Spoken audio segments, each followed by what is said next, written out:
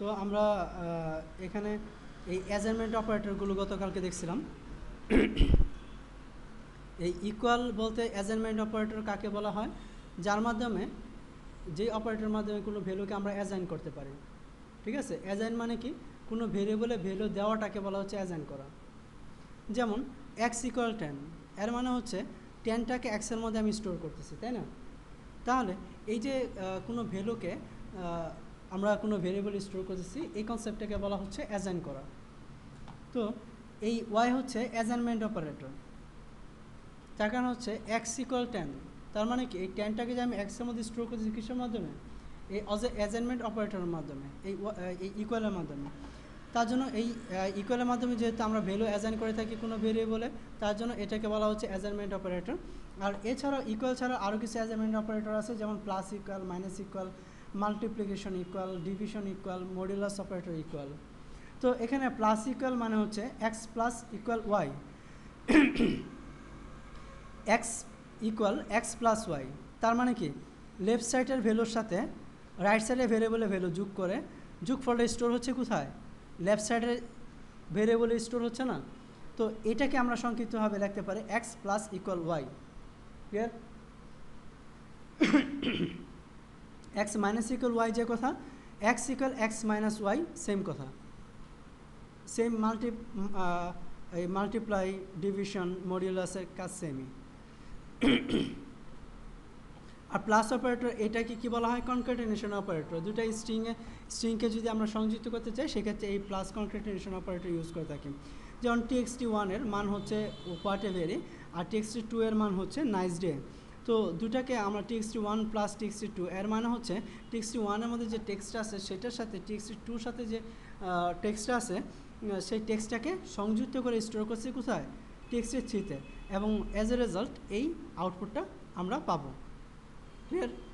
বুঝতে পারলাম সবাই?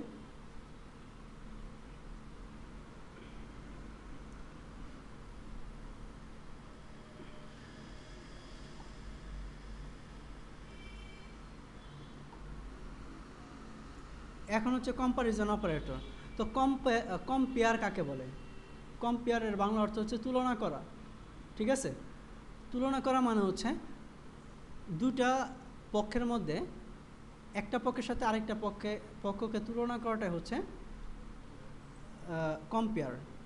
আর এই প্রসেসটাকে বলা হচ্ছে কম্প্যারিজন। আর এই কম্প্যারিজন প্রসেসটা পারফর্ম করার জন্য যে অপারেটরগুলো ইউজ হয় সেটা হচ্ছে কম্প্যারিজন অপারেটর। যেমন equal equal, greater than, less than. যদি গ্রেটার দেন ইউজ করি তার মানে কি বুঝবে? এক্স গ্রেটার দেন এ, তার মানে হচ্ছে এক্সের মান এইটা থেকে বড় কিনা, তাই না? লেস দেন, এক্সের মান ওয়াইয়ের থেকে ছোটো কিনা। গ্রেটার দেন ইকুয়াল, এর দ্বারা কি স্পেসিফাই করা হয়? এক্সের মান এইটা থেকে বড় বা সমান কিনা। আর লেস দেন ইকুয়াল হচ্ছে ছোটো বা সমান কিনা। এই ধরনের যখন দুইটা পক্ষের মধ্যে আমরা, যেমন এক্স একটা পক্ষ, এইটা একটা পক্ষ, এই দুইটা পক্ষের মধ্যে যখন আমরা কম্পেয়ার করতেছি, তখন এই প্রসেসটাকে বলা হচ্ছে কম্প্যারিজন। আর এই কম্প্যারিজন প্রসেসটা পারফর্ম করার জন্য এখানে ইউজ হচ্ছে কোন operator? Greater than, less than, greater than equal, less than equal, এই অপারেটরগুলো।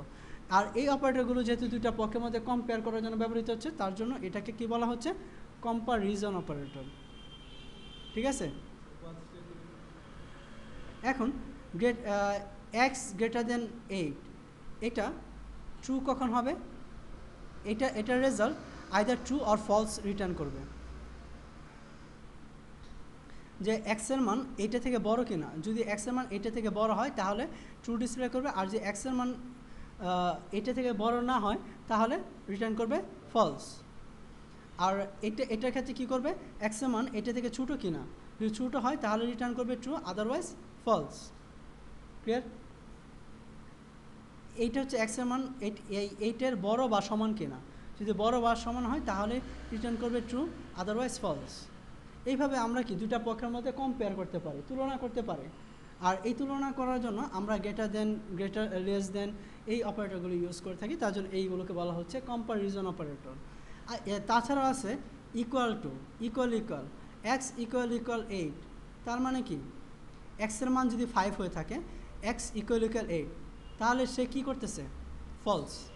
তার কারণ কি? এক্সের মান হচ্ছে 5, 5 ইকুয়াল 8, 5 কি এক্সের মান কি 8-এর সমান? ইকুয়াল মানে হচ্ছে সেই দুটা পক্ষ সমান কিনা সেটা চেক করবে।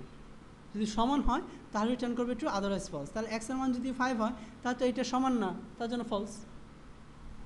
আর এক্স ইকুয়াল 5, এক্সের মান কত আমরা কত জানি এখানে 5, তাহলে কার সাথে কম্পেয়ার করতেছে 5-এর সাথে, তাহলে এক্সের মানও 5 আর কম্পেয়ার করতেছে 5-এর সাথে, তাহলে এক্সের মান ইকুয়াল 5, তাই না, 5-এর সমান, তার জন্য এটা রিটার্ন করতেছে ট্রু।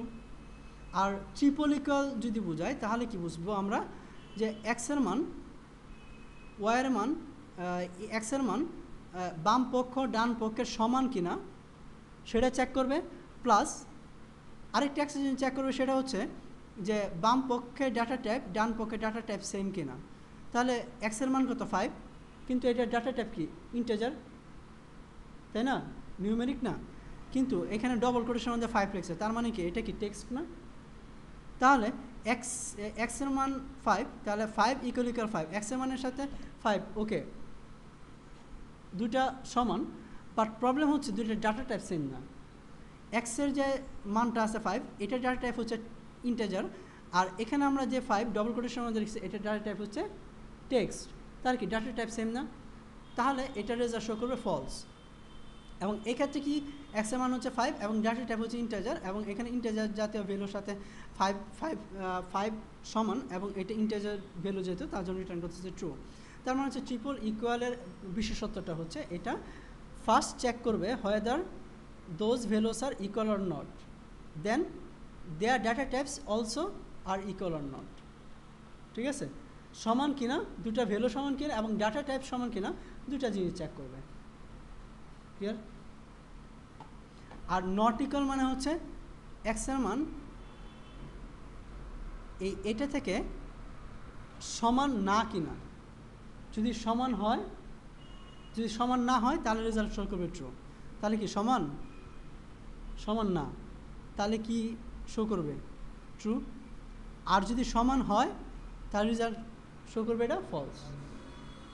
আর নট ইকুয়াল মানে কি, নট ইকুয়াল মানে হচ্ছে সমান হওয়া যাবে না, প্লাস কি এবং সমান হওয়া যাবে না, প্লাস তাদের যে ইটা আছে ডাটা টাইপটা সেম হওয়া যাবে না।